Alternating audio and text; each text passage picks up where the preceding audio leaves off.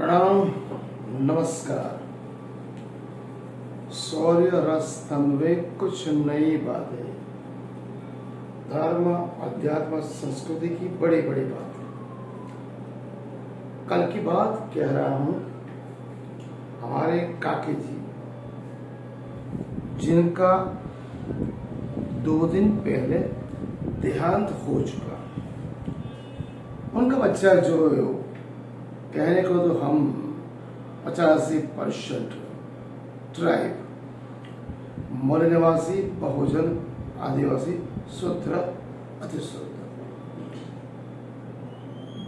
था, गिनती में आता है, चाहे वो SC हो, ST हो या OBC हो।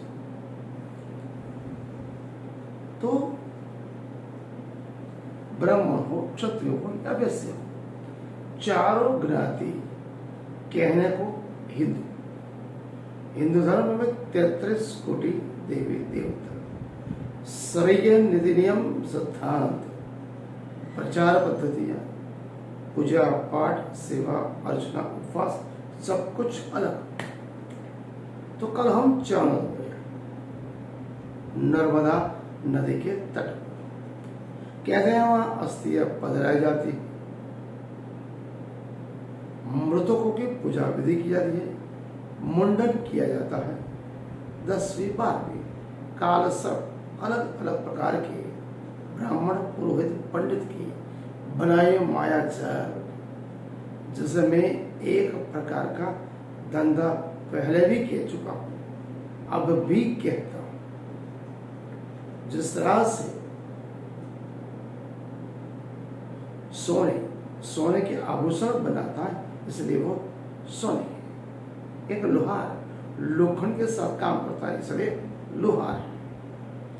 कपड़ा बुनने वाला जोड़दार, कपड़ा धोने वाला धोबी, बाग बगीचा में काम करने वाला माली, लकड़ी की चीज बनाने वाला सुथार, मकान बनाने वाला कड़िया। मतलब जिस किसी भी वर्ग ने जिस किसी भी व्यवसाय को अपनाया, दोबारा जिस किसी भी वर्ग ने जिस किसी भी व्यवसाय को अपनाया, धंधा अपनाया, बिजनेस किया, अपने जीवन उपार्जन के लिए, उस व्यवसाय के अनुरूप उसकी जाति बने।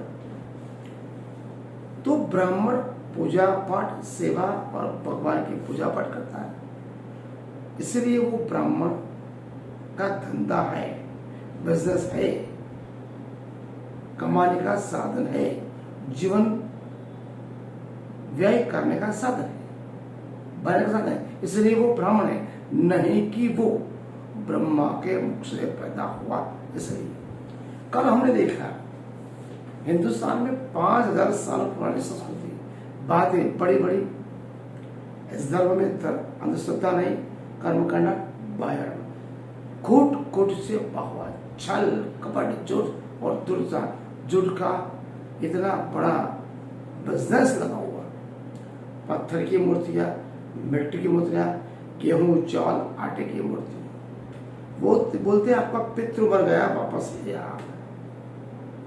तो आज तक जितने भी ब्राह्मण के माता पिता मर चुके, क्या वो उनको बुला सकते हैं? नहीं बुला सकते। केवल धर्म के नाम पर, देवी देवता के नाम पर, यम राजा के नाम पर डर दिखाकर गरीब और मध्य वर्ग के लोगों के पास, चाहे वो किसी भी वर्ग का हो, उसके पास धन उपार्जन करने का ब्राह्मण पुरोहित पंडित का ये कार्य है। कल मैंने देखा नर्मदा नदी स्वच्छ जल है, पीने लायक जल है। ये उसमें मुंडन के बाद दूध, दही, मालाएं, नारियल, चुनरी, इतना सब कुछ डालने के बाद व्यक्ति वहीं नहाता है, वहीं धोता है, वहीं कपड़े धोता है, उसी गंदे पानी में। समझ लो एक प्रकार की गटर गंगा। जो व्यक्ति घर में 2 बार गिलास पानी को 2 बार छान के पीता है, RO वाटर से पीता है, डिस्टिल वाटर पीता है, ब्लैक वाटर पीता है, वहीं पर वो व्यक्ति केवल ब्राह्मण के कहने पर गंदी नाले का वो गटर गंगा का पानी जिसमें हजारों लोग नहाते पॉटी करते हैं, माला डालते, दूध या गंदा पानी डालते हैं, वही नहाते जहाँ गटर मिक्सिंग होते उसी में नहाता भी है, धोता भी है, उस नदी के पानी को पवित्र करके पी जाता है। कितना बड़ा झूठ, छल कपट। इंसान घर में केवल स्वच्छता की बात है। इससे मुझे पता पड़ा अगर इंसान को डराना हो तो धर्म के नाम पे आप डरा सकते हो, देवी देवता के नाम से डरा सकते हो, पाप पुण्य के नाम से डरा सकते हो, स्वर्ग नरक से नाम से डरा सकते हो। बहुत बड़ा धर्म।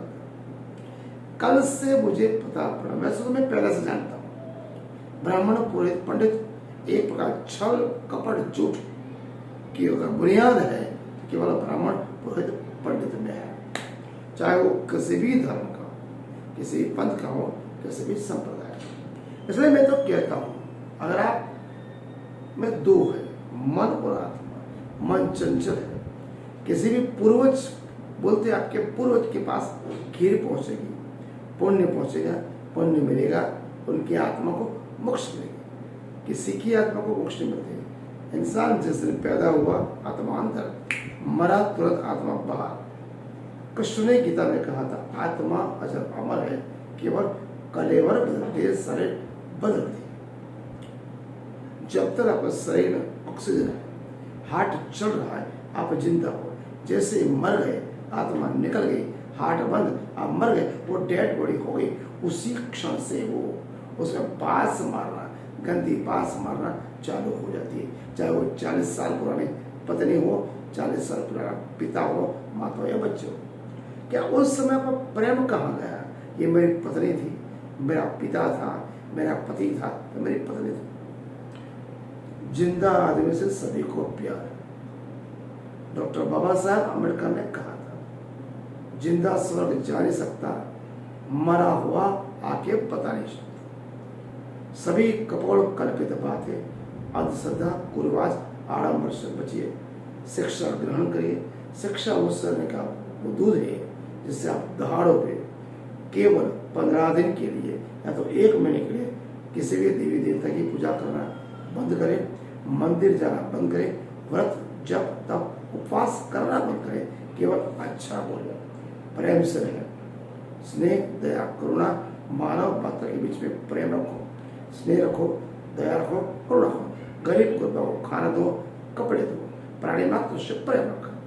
समझ लो एक ही महीने में आपको समझ में आ जाएगा मानवता ही श्रेष्ठ धर्म है, जहाँ पर प्रेम, स्नेह, दया, करुणा, सत्य और अहिंसा की बातें की जाती हो, जहाँ पर उच्चारण और आचरण में कोई फर्क न हो, जहाँ सब मानव मात्रा एक समान हो, जहाँ पर नहीं कहीं भी जात पात ऊंच नीच अमीर गरीब छुआछूत का भेदभाव न हो, उसी धर्म और पंथ और संप्रदाय को पकड़ो। लेकिन तर्क और दलील के तौर पर, हर एक चीज साइंस के तौर पर आपको समझनी चाहिए, जैसे चीजें पढ़नी चाहिए। मैं किसी भी धर्म पंथ संप्रदाय की खिल्ली नहीं उड़ाता, देवी देवता की बुराई नहीं करता, लेकिन मैं अपने अनुभव से सीखा है आत्मा से परमात्मा हर एक मनुष्य के बीच हृदय मंत्रात्मा है, वो परमात्मा बसती है जिसने ब्रह्मांड बनाया। आज तक किसी ने ईश्वर परमात्मा भगवान के दर्शन नहीं किए। हम मनुष्य है पंच भौतिक तत्व, जाने अनजाने में भी मन कर्म वचन से झूठ बोलते हैं, गलतियां होती है।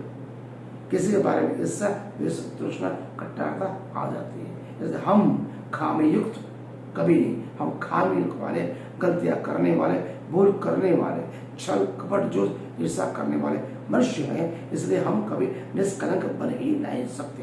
तो हमारे अंदर कहीं कोई देवी देवता न अवश्य आ सकता है, न हमें वो दर्शन दे सकता। हमारी कोई औकात नहीं, केवल अनुभूति ऐसा हो सकता है। किसको होता है? जो सच्चे दिल से मानव मात्र प्राणी मात्र जो परमात्मा की तरह सोचता है, उसे नीति नियम सिद्धांत में चलता है, वही श्रेष्ठ मनुष्य है।